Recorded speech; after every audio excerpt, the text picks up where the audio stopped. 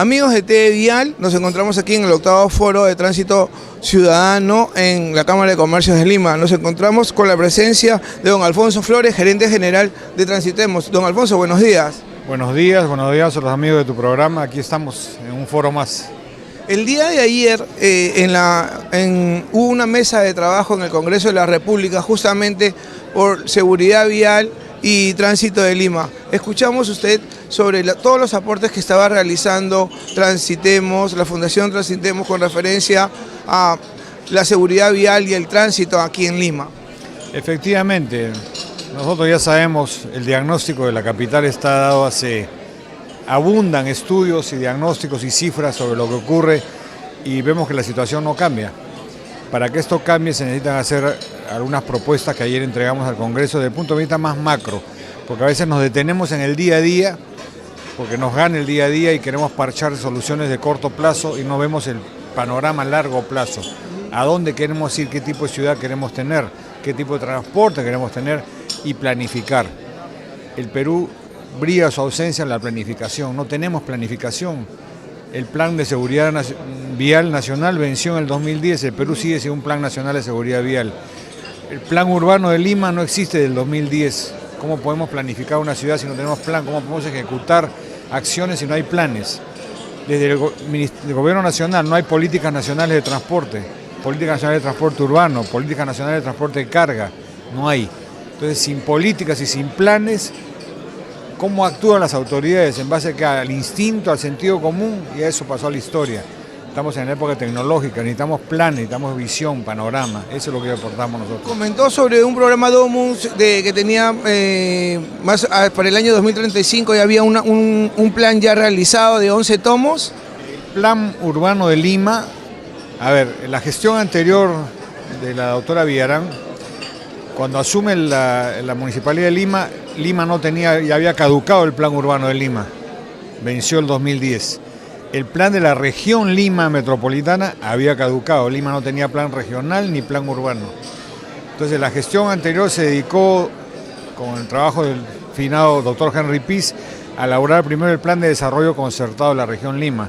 Una vez concluido ese, por ley se tiene que establecer un plan urbano, el cual se casi a finales de la gestión, en diciembre del 2015-16. Y se presentó a aprobación al Consejo y el Consejo no lo aprobó porque ya era un consejo adverso.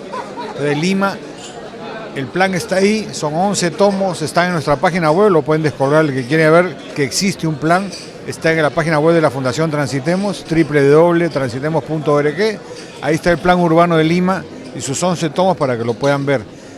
Yo no digo si sea un plan perfecto o no, todos los planes son mejorables, además son dinámicos. Lo que nosotros pedimos a las autoridades es que lo tomen, lo revisen, le cambien de nombre, pero lo aprueben. Lima no puede seguirse un plan.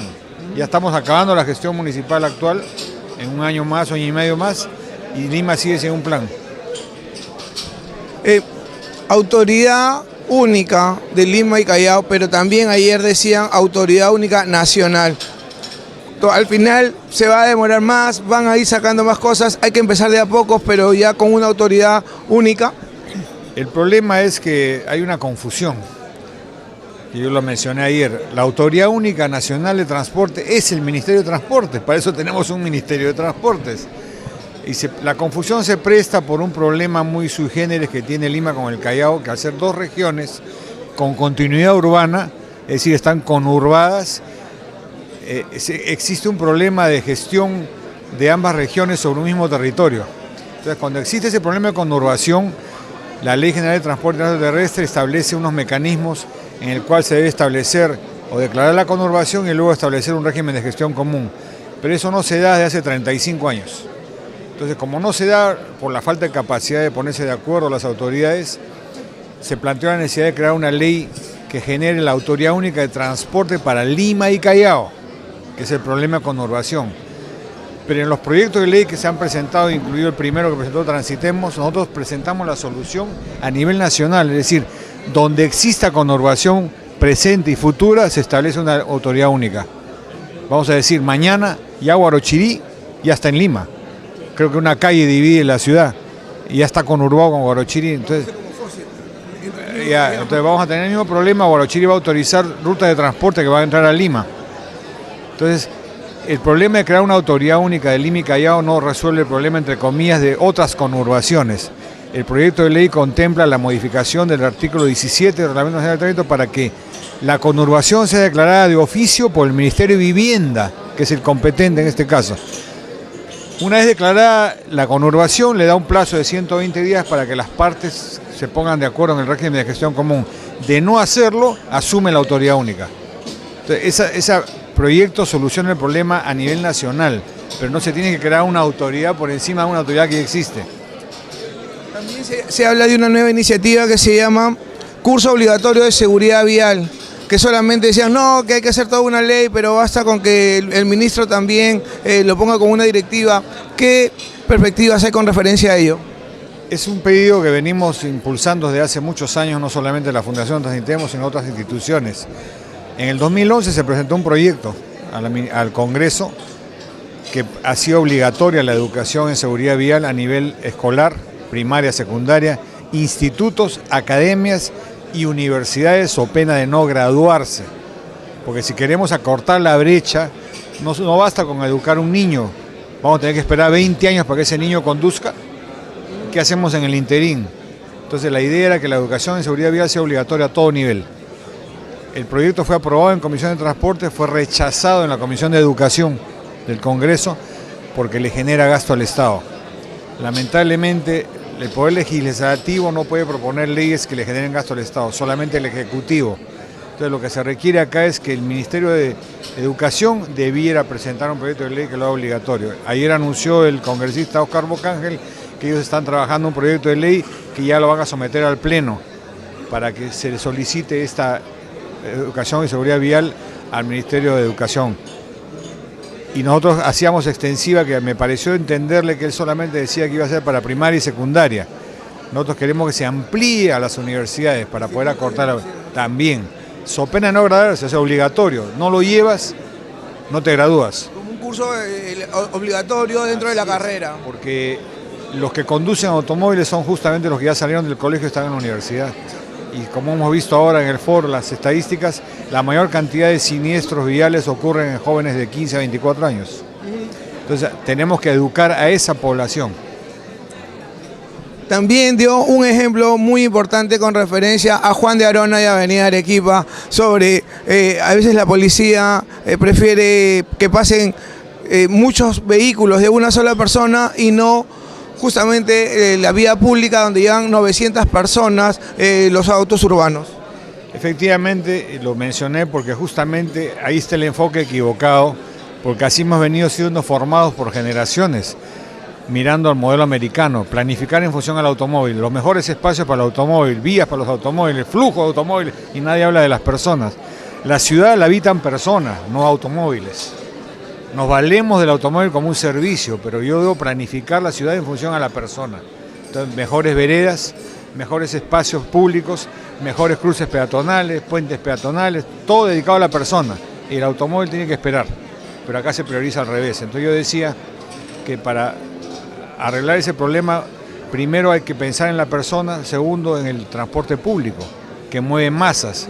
En Lima, Callao, el 76% de la población usa transporte público y solamente un 12 o 15% de vehículo particular. ¿A quién le debería dar la preferencia en la ruta? Al 76% de la población. Por lo tanto, yo decía que en Juan de Arona le dan en hora punta, la policía pase a los vehículos particulares que circulan en San Isidro. Y yo me ponía a pensar y decía, oye, un momentito, a ver, estamos en el semáforo, llevamos 7 buses de un lado y 9 del otro lado esperando, 3 ciclos semafóricos que la policía del semáforo está pintado.